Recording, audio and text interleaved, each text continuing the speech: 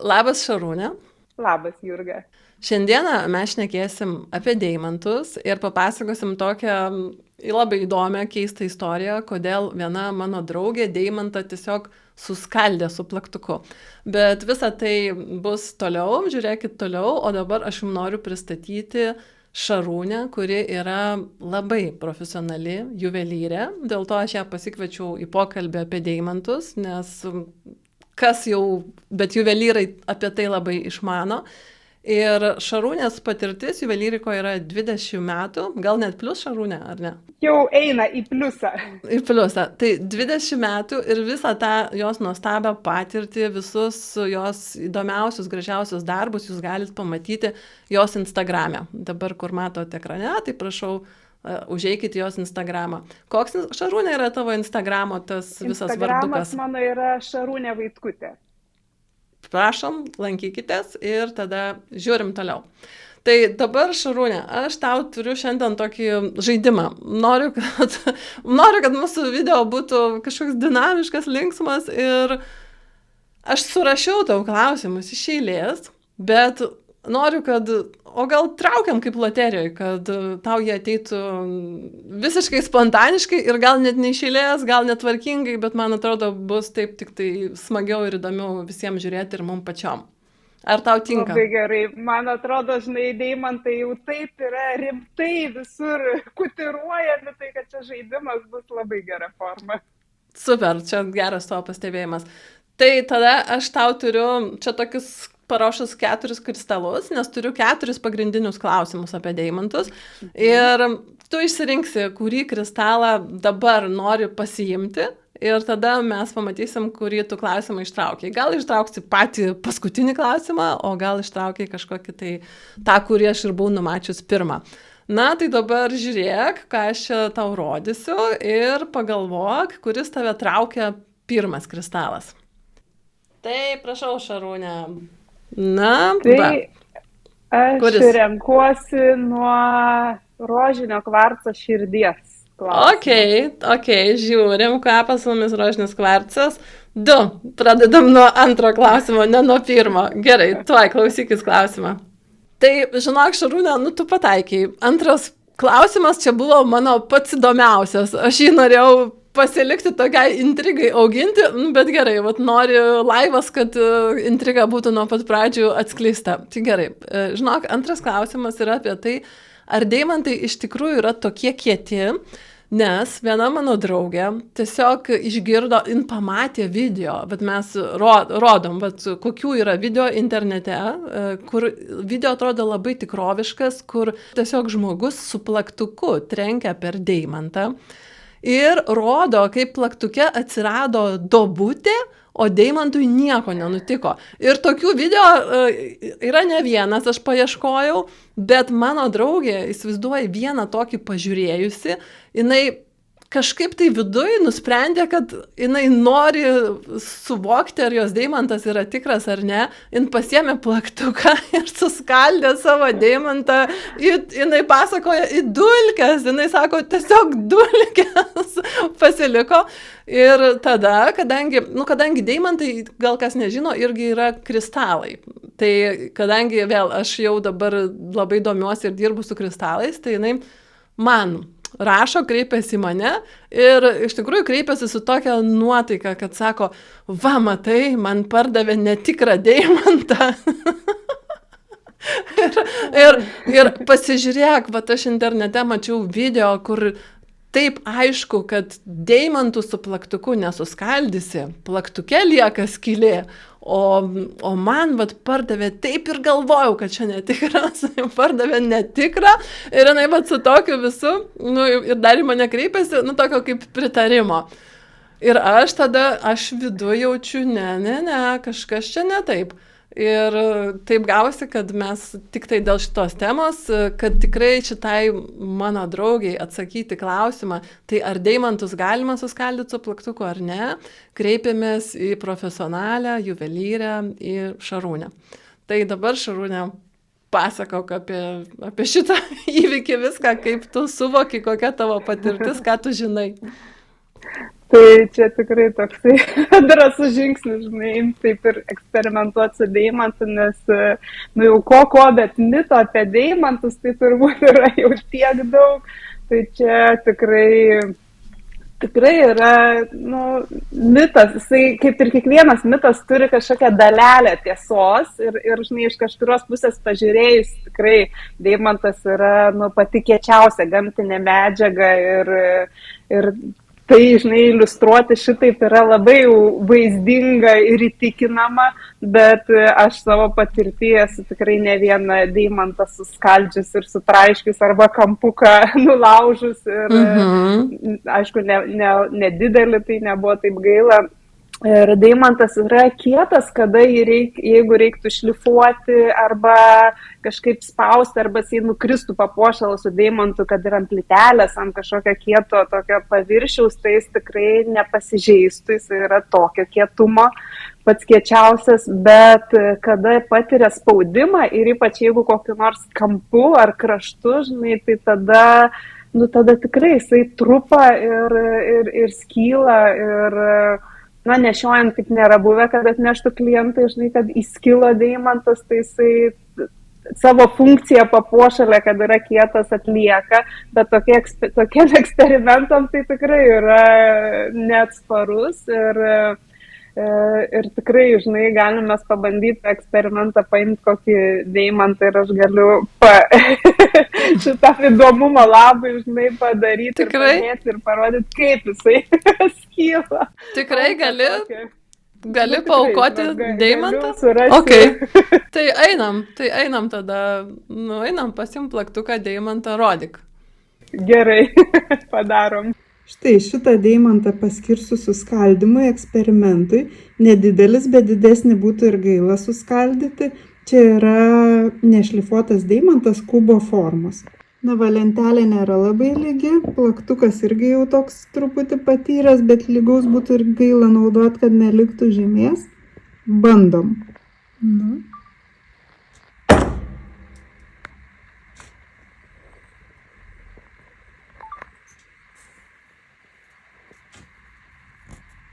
Tai paskilo, galim dar kartą taukštelti.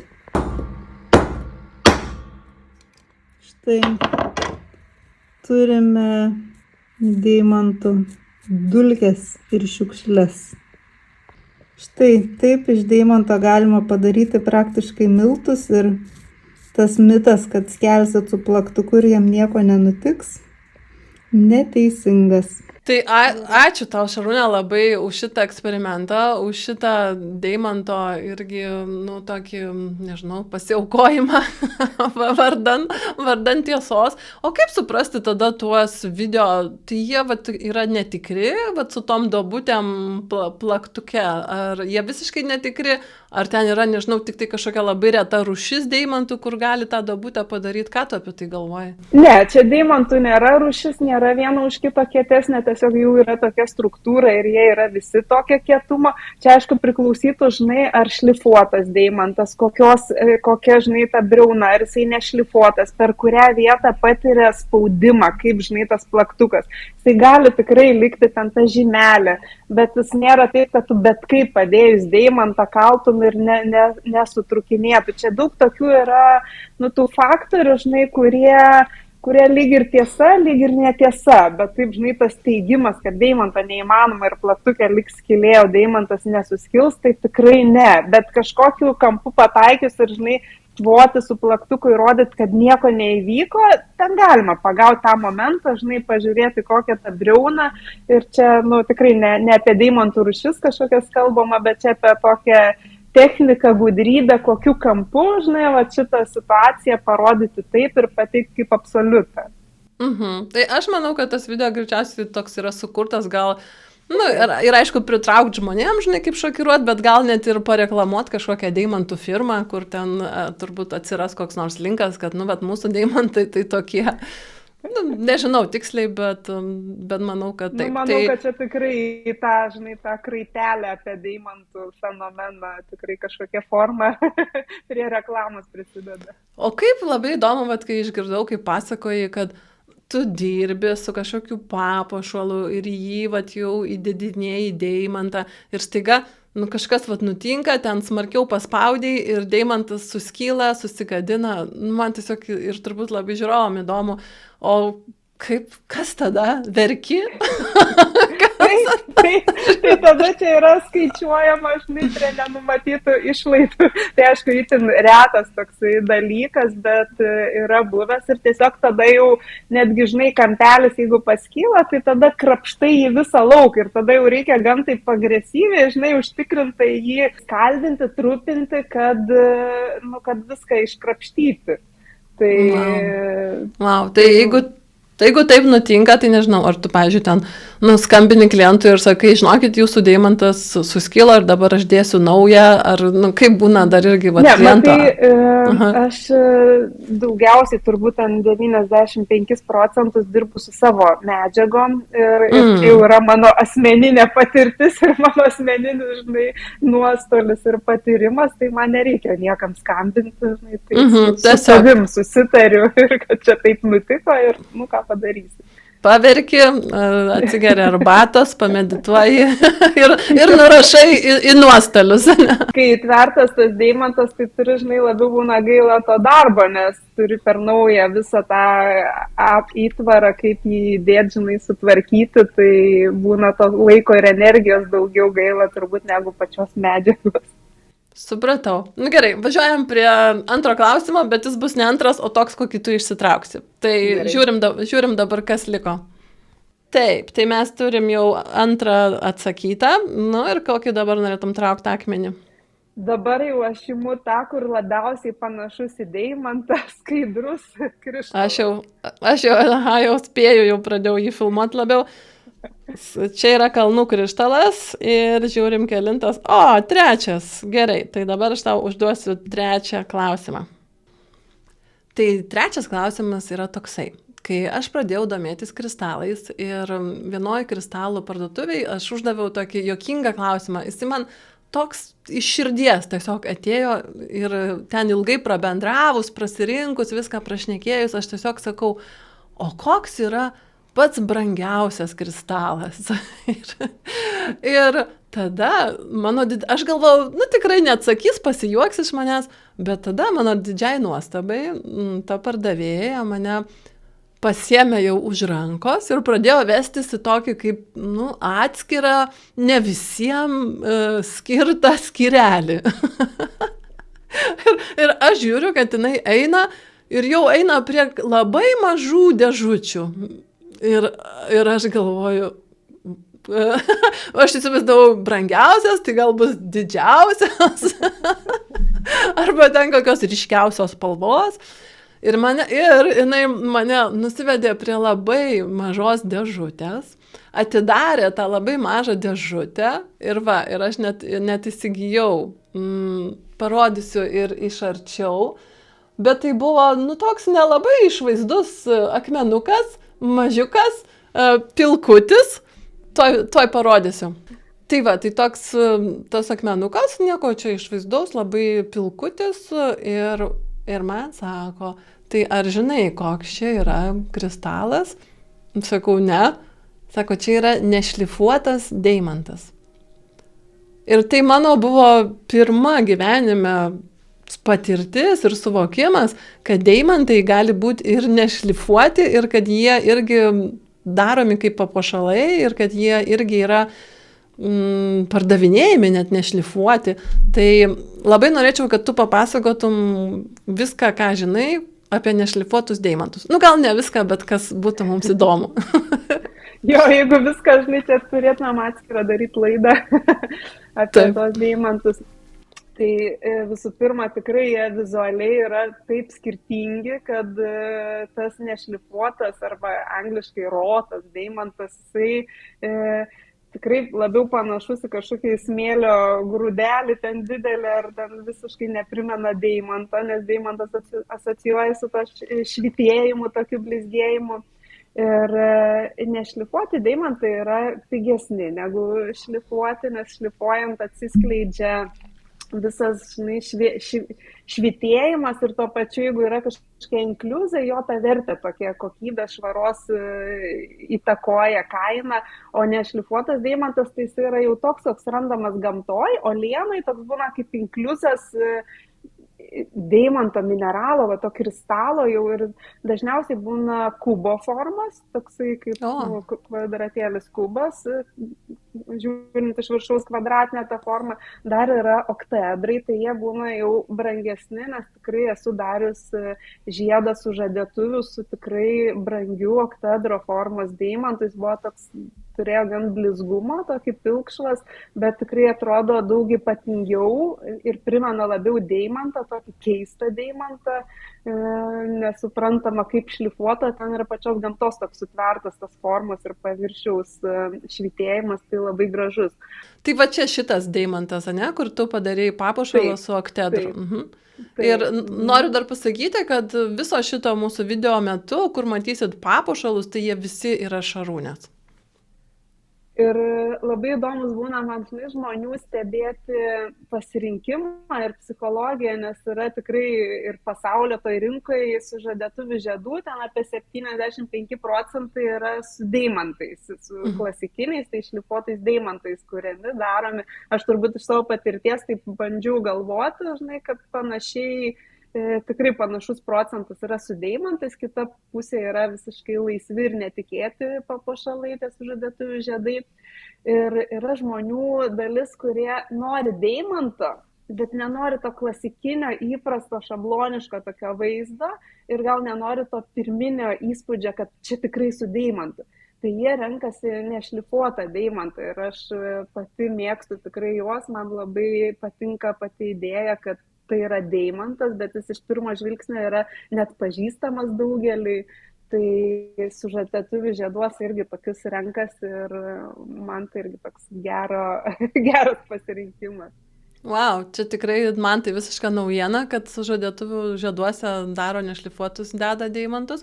Ir dabar parodom dar daug gražių irgi filmuotos medžiagos iš Šarūnės profesinės patirties, kai jinai važiuoja per parodas, per pardavėjus ir vat parodom būtent, kaip atrodo nešlifuoti deimantai. Čia mato tokie yra skirtingų spalvų, tai čia jau nešlifuotų deimanto irgi ta ypatybė, kad jie turi skirtingus tos atspalvius ir tuo irgi yra gražus naudoti papuošaluose, tai va čia visą gamą matote tose dubenėlėse, kiek jų yra nuo juodų iki subtiliausių žalsvų tokių žemiškų atspalvių. Šičia matot juosteles, eilutes deimantų suvertų, tai yra irgi nešlifuoti deimantai ir kai kur, kurie labai tviska, tai yra būtent tie oktaedro formos, kurie turi didesnį švitėjimą ir tokie vėriniai kainuoja iki 20 000 ir gal ir iki dar daugiau, tai tikrai grožis jų ypatingas ir aš esu kol kas dar ne iš tokio brangumo eilutės, bet tikrai įspūdingos šampaninės spalvos nešlifuotų deimantų eilutės darius apyrankės. Parodyk. Draugiai, va, kaip tai galim pažiūrėti. Super, tikrai... wow, kokia apyrankė, žinok, aš noriu tokios. Kiek kainuoja? 20 000? Šitą šiek tiek mažiau.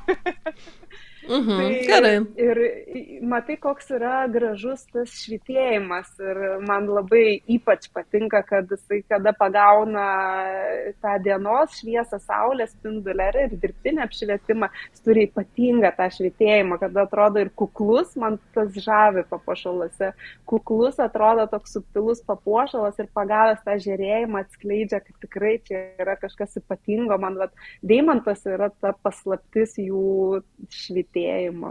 Labai. Nu, žinok, ir man tai patinka, kaip čia viską pasakoji, taip įdomu. Tai... Gerai, keliaujam toliau. Čia mano papuošalai su nešlifuotais deimantais ir dažniausiai, kai su tokiu deimantu kuriu papuošalą, tai esmė yra tas toks minimalumas, jau labai daug nebesinori dėti aplinkui, išryškinti jo tokį nematomą taurumą. Wow, nu, labai įdomu, Šarūnė. Net nuotaika vidinė tokia pasikeitė ir, žinai, tie deimantai vis tiek kažkaip tai apžavi. Gerai, bet mes keliaujam toliau. Aš noriu, kad tu išsirinktum sekantį klausimą, į kurį man atsakysi apie deimantus. Tai pas mane liko dar 2 akmenukai, violetinis ametistas ir žalias malachitas. Ką renkiesi? Malachitą. Ok.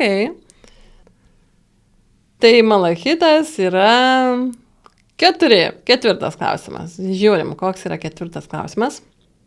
Tai, žinok, Šarūne, 4 klausimas ir yra būtent tas, kurį aš norėjau užduoti iš karto dabar po šito mūsų pokalbio įvykusio, kad apie deimantų energetiką. Tai bent jau mano tokia patirtis yra, tu patvirtinsi ar paneigsi, kad nešlifuoti deimantai yra, šiek tiek pigesni negu šlifuoti. Ir dėl to žmogus, kuris domisi deimanto energetiką, o ne, pavyzdžiui, grinai tuo spindėjimu, jisai gal nori nešioti deimantą, nes man tai buvo. Aš tiesiog tikrai suvokiau, kad aš noriu pajausti, ką reiškia nešioti deimanto energetiką, aš noriu nešioti deimantą, noriu, kad jis liestųsi man prie kūno, bet supratau, kad aš negaliu šiai dienai skirti deimantui šlifuotam labai daug pinigų ir dėl to aš įsigijau tą nešlifuotą deimantą. Tai ką gali mums papasakoti apie deimantų energetiką, gal irgi apie tos kainų skirtumus, būtent nešlifuotų deimantų ir šlifuotų. Ir labiausiai domina deimantų energetika. Ar tu ją domiesi, ar tu apie ją žinai kažką, tai pasakok. Taip, tikrai ir apie brangakmenių kristalų visų energetiką tai yra svarbu. Aš turiu ir knygų, ir domiuosi asmeniškai, aš naudoju visada tokią kaip čia pavadinti, techniką, ar kaip atėjus žmogui nepolus skaityti knygų ir užsimti, žinai, tokią magiją, aš turiu labai vidinį, pasikliauju savo vidinių pojūčių, vidinę intuiciją ir žmogui, jeigu matau, kad turi polinkis, kurį akmenį rinktas svarstymas, tada sakau, kad vidinis tas kompasas geriausiai atspindi, kokią reikia dabar brangakmenio ir kodėl. Ir galim tą knygą po to paskaityti ir pasitikslinti arba pasitvirtinti, kodėl traukia tas akmuo. Tai deimanto energetika tikrai yra labai stipri, jinai jau nuo visų tų legendų, jo senųjų šaltinių iki mano pačios patirties tikrai galiu patvirtinti, kad jisai yra toks stiprus energetiškai brangakmenis ir jo viena iš išskirtinių tokių savybių yra, kad jis sustiprina tai, kas yra. Tai jeigu žmogus yra disbalanse ir yra ieškojimo kely ir jis kažką gydosi pažeistumus, nešiojant deimantą, gali tie dalykai dar labiau sustiprėti. Ir jeigu nesi tam pasiruošęs arba neturi dar resurso į tai pažiūrėti, tada gali būti labai stiprus toks sukrėtimas į tokią neigiamą pusę ir atmetimas pačią deimantą. Tai tą reiktų atsižvelgti, tą jo stiprumo galę. Nežinau, kaip tu pati irgi nešioji, koks tavo patyrimas. Aš ilgai labai deimanto pati nenešiojau. Aišku, aš esu studijai tarp deimantų būnu ir deimanto energetika nebūtina jį nešioti. Jį galima laikyti šalia, jį galima nešlifuotą kristalą laikyti, galima papuošalų šalia, nebūtinai nešioti, jie vis tiek turi savo tą energijos srautą, kuris jaučiamas. Ir dabar ne taip senai, žinai, pradėjau, galiu irgi parodyti, žiedus nešioju, čia kiek yra pas mane 4 deimantai. Wow. Ir aš noriu dėtis ir jaučiu, ir man yra gerai vis taip ir vizualiai, ir vidiniai. Deimantas turi ir tokių svarbių savybių, kaip jis yra apsauga, kaip nuo neigiamo, nuo pikto.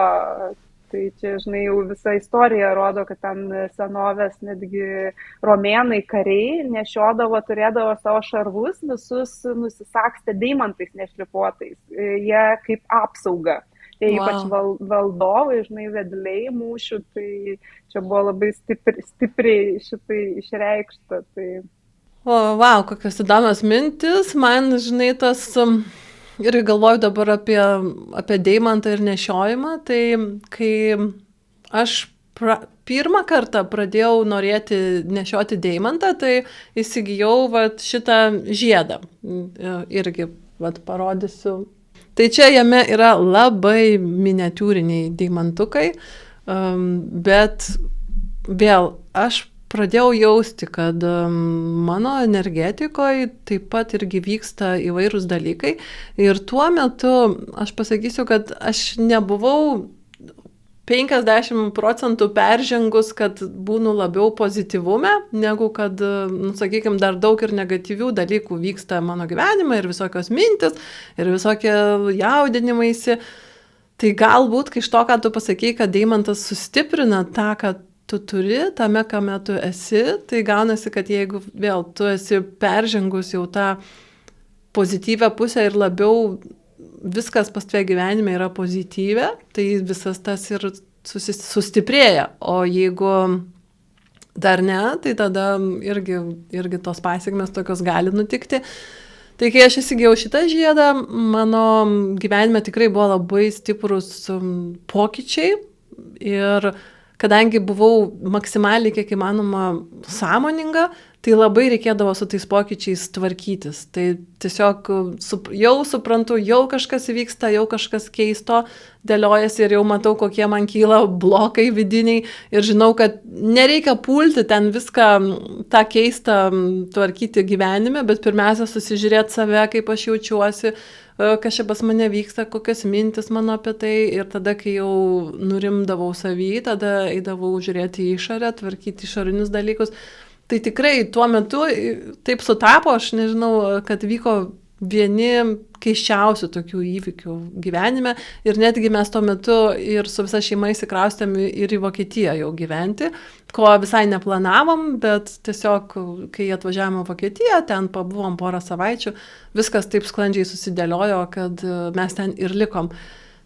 Tai tikrai ir tada vat, kai jau aš ten Vokietijoje įsikūriau ir kažkaip pajaučiau, kad man nebereikia dabar deimanto ir norisi kažkokio tokio truputį viskame švelnumo, viskame tokio kaip gydymo ir jautėsi, nors aš taip sąmoningai labai jau į tą deimantą nebuvau sudėjus tų visų lūkesčių, bet jautėsi, kad aš noriu dabar viską taip ramiai, lengvai, kiek įmanoma, nes ir taip nelengva.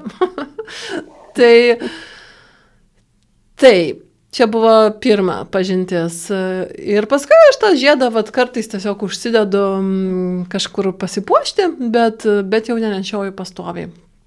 Ir antra pažintis buvo, kai aš jau jaučiausi vidumi, ten po kelių, gal, nežinau, 3 metų, smarkiai pasikeitusi, smarkiai kitokia jau vidinė energetika, visos kažkokios mentalinės programos. Aš jaučiau savį didelį pokytį ir tada, kai pas mane pradėjo reikštis ta kristalam irgi domėjimasis ir meilė ir kai aš pamačiau toj parduotuvėlėj tą nešlifuotą deimantą, tada irgi visiškai pajaučiau, kad aš noriu ir kad taip, ir kad tas nešlifuotas, sakykime, jisai jau ir daug didesnis negu ant to žiedelio ten susakstyti mažučiukai. Ir kad aš noriu, kad aš pasiruošus ir kad aš vėl einu jau į visai tokią naują pažintį su deimantu. Ir tada vėl kurį laiką nešiojau tą kaklo papuošalą, tiesiog labiau irgi dėl tos energetikos, kad jie jaustų, jie susijungti ir žinai, jaučiausi labai gerai.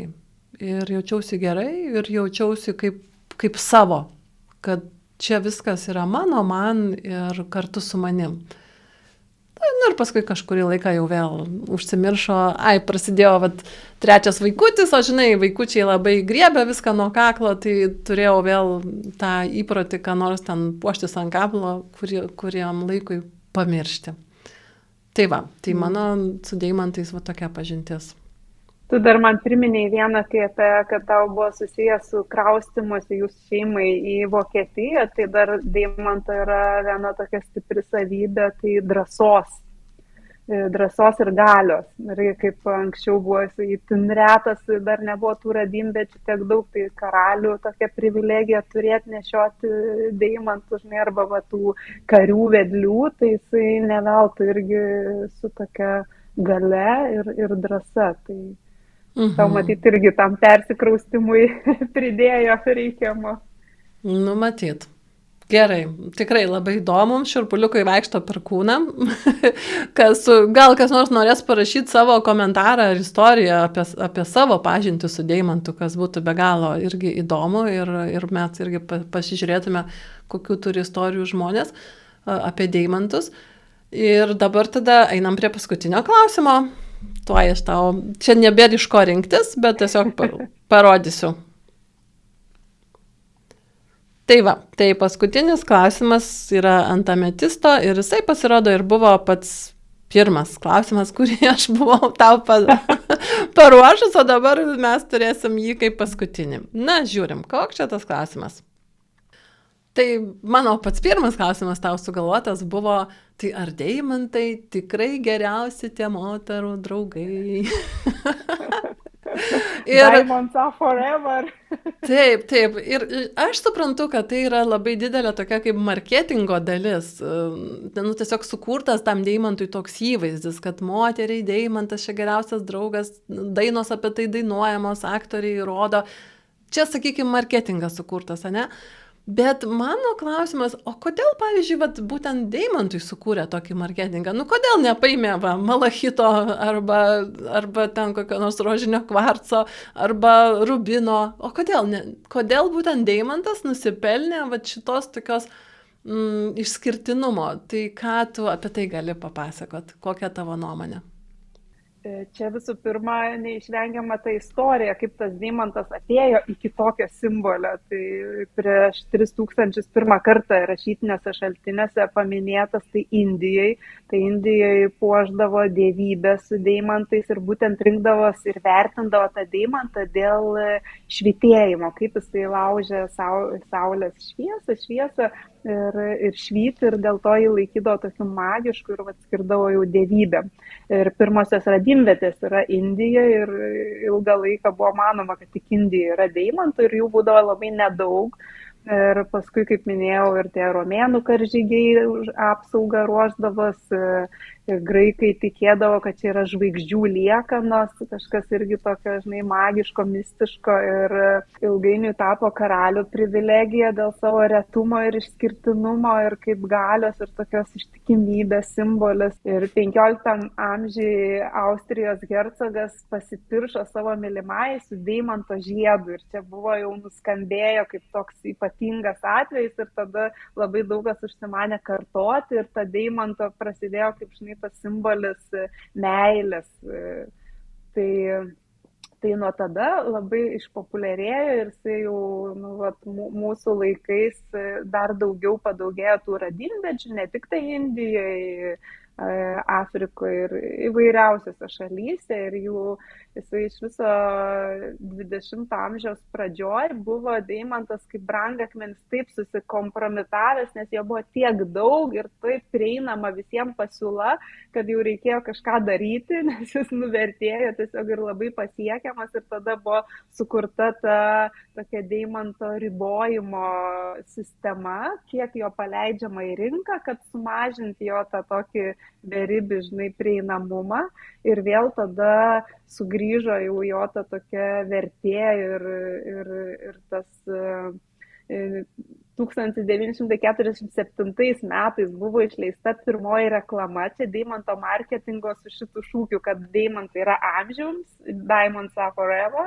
Ir šitas šūkis tiek įsišaknijo, mes irgi žinom, jau tikrai jau šitą dainų, kiek prikurta su šituo deimantai amžiams, tai turėjo begalinį, didžiulį tokį įtaką, begalinę deimanto reabilitavimui ir jo vėl iškilimui į aukštumas. Ir šitą istoriją tokia, parodo tokį, kaip tai, kas yra reta ir tai, kam sukūriamas didžiulis mitas, yra labai gaju. Bet aišku, jeigu tokia mano asmeninė, kodėl jis tokią galę vis tiek išlaikė ir sugrįžo jam ta galia po tokio nuvertėjimo, sakykime, savotiško. Tai vis tiek jo ypatybė švytėjimo, kaip briliantas. Beje, čia galėsim gal ateityje sukurti video, kas yra deimantas ir briliantas. Iš savo klientų labai daug išgirstu visokių klaidingų įsitikinimų ir tikėjimo, kas tai yra. Tai būtent tas briliantas švytėjimas, jisai yra tikrai kažkas unikalaus ir ypatingo, netgi kiti brangakmeniai šlifuojami briliantiniu būdu tam, kad išgauti tą šviesos žaismą. Viskas, nieko neišduok. Žinok, labai gera tema. Labai gera tema. Tikrai ieškokit tada mūsų video, padarysim dar, kai jau žiūrėsit, gal jau jie yra padaryti. Tai tikrai padarom, kuo skiriasi deimantas nuo brilianto. Vau, aš čia pirmą kartą girdžiu, aš galvau, kad čia tas pats. Tai arba galėsim pakalbėti apie deimantų spalvas, turbūt irgi labai, labai plati tema. Ir dar gal kas nors turi klausimų apie deimantus, tai prašom rašyti. Mes tikrai peržiūrėsim su Šarūne ir arba paruošim apie tai išsamų įdomų video, arba tiesiog atsakysim jum komentare. Tai prašom, klauskite. Ir aš turiu dar tau vieną klausimą, paskutinį, kadangi irgi pati dirbu su kristalais ir su vaikais ir kristalais. Mano sritis yra vaikus būtent supažindinti su kristalais. O deimantas irgi yra kristalas. Tai dabar klausimas tau, ar užsako deimantus ir vaikams? Ar užsako, ar gal jeigu ne tu pati kūrus, gal esi girdėjus, papasakot, kad deimantai ir vaikai. Ir ar reikia vaikui tokio stipraus akmens, kaip mes čia apkalbėjom? Kokia tavo nuomonė? Tikrai neretai darau vaikam papuošalą su deimantu. Dažniausiai, aišku, tai būna krikštynų proga ir aš turiu savo tą liniją širdis angelo sparnai ir jie irgi... Turi parodyti. Galim parodyti dabar ekrane. Taip, aha, gerai. Parodyti. Va, ir tu pasakok tada toliau. Tai yra toks kaip mano apsaugos ir meilės savo simbolis, širdis sudaryta iš suskliaustų angelo sparnų, tai yra įvairaus dydžio ir būtent tas mažasias širdeles angelo sparnus dažnai renkasi krikštui. Ir galima su skirtingais brangakmeniais jas kuriu, tai ir su deimantu irgi dažnas gana pasirinkimas. Ir mano yra ta mintis, žinai, vis tiek, kad papuošalą vaikui dovanoja ne visada, kad tas vaikas nešiotų, čia su žvilgsniu į ateitį. Čia labiau dovanoja kaip simbolį, kuris ateityje taptų toks mielas, jeigu tas mano mažasis širdis, tai jos tikrai visada gyvenime gali nešioti. Aš ir dabar irgi pasipuošus šalia perlų tą širdį, kada jos nereikia kažkaip specialiai derinti, yra mažas ir labiau simbolinis papuošalas, tai tas deimantas irgi turi simbolinę prasme ir jisai kažkur dėžutėje turbūt guli, laukia vaiko tokio brandos didesnės ir man atrodo, kad visai gražu yra dovanoti, apsaugą, dovanoti galią su tikėjimu, kad tas vaikas išugdys tokias savybės, kurias norės jis tik tvirtinti, stiprinti ir deimantas to simbolis. Tai mano nuomonė, kad puikiai tinka deimantas vaikam. Kaip gražiai pasakėjai, čia nuostabiai, kad tu tiki vaiku ir jam dovanoji tą galią sustiprinti savo savybės, kuris jisai jau išsivystys ateityje, būtent kaip tas, kurias tik dar norisi sustiprinti. Vau, labai gražu. Tai, žinok, man atrodo, tuo ir baigiam. Ačiū tau, begalinis tau, ačiū Šarūne, labai įdomu, aš labai noriu toliau padaryti dar video su tavim ir tada iki susimatymo. Tikrai man irgi buvo labai įdomus klausimai, įdomu atsakinėti visai kitų kampų, negu aš įpratus labai taip profesiškai, bet panaudojant savo žinias. Tai ačiū, kad pakvietė ir visada mielai pasidalinsiu tuo, ką žinau. Tai iki mieloji, ate, čiau. Iki. Sveiki visi, kas pažiūrėjot video iki šio momento. Tai toliau aš įdėjau kadrus, kurie buvo labai juokingi, kuriuos mes iškirpom ir nerodėm visame video, bet palikom pačiam gale, kas nori tiesiog smagiai pasijuokti, kad mes su Šarūne darydama šį video padarėm visai daug klaidelių. Yes, kaip gerai, kad galima viską iškirpti. Šiandieną mes šnekėsime apie deimantus ir užmiršau, ką noriu pasakyti. Nu, palauk. Taip, kaip gerai, kad čia ne laivas. Ir mes galim sau leisti nusišnekėti.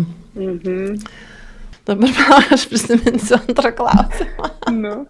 Tas gintaras jau įtvėrimą vis arba per naują. Deimantas. Vėl gražiai. Taip.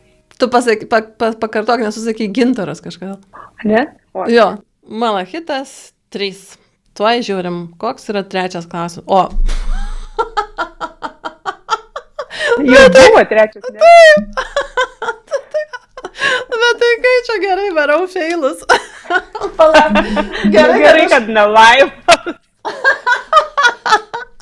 Bet kaip būtų juokinga už tai. Jo, bet šitai iš tikrųjų laivas, šitie yra geriausi irgi momentai. Tuoj pasiskaitysiu trečią klausimą.